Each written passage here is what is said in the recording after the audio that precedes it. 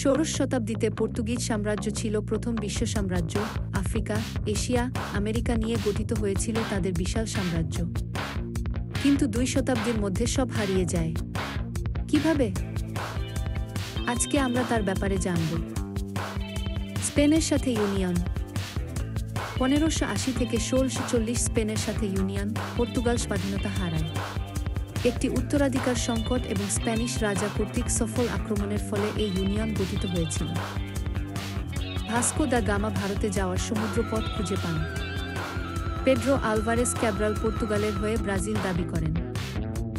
1536 Portuguese inquisition প্রতিষ্ঠিত হয়।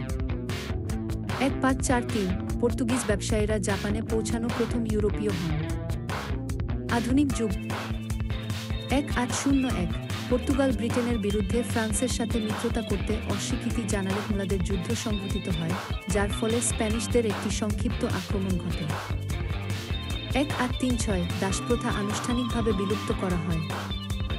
1890 British সরকার পর্তুগালকে Angola এবং মোজাম্বিকের মধ্যে তাদের দাবিকৃত অঞ্চল থেকে সরে যাওয়ার দাবিতে একটি আল্টিমেটাম জারি করে। পর্তুগাল যোগদান করে, যার ফলে জনসাধারণের ক্ষোভের সৃষ্টি হয়। 1908 রাজা কার্লোস প্রথমকে হত্যা করা হয়। 1910 একটি বিপ্লবের মাধ্যমে প্রথম পর্তুগিজ প্রজাতন্ত্র প্রতিষ্ঠিত হয়। 1926 একটি সামরিক অভ্যুত্থানের মাধ্যমে প্রথম প্রজাতন্ত্রের পতন ঘটে, যার ফলে বছরের পর বছর ধরে রাজনৈতিক অস্থিতিশীলতা দেখা দেয় এবং সালাজার ক্ষমতায় আসার মাধ্যমে এর অবসান ঘটে। 1932 আন্তোনিও ডি অলিভেইরা সালাজার প্রধানমন্ত্রী হন, এস্তাদো নোভো কর্তৃত্ববাদী শাসনের সূচনা করেন।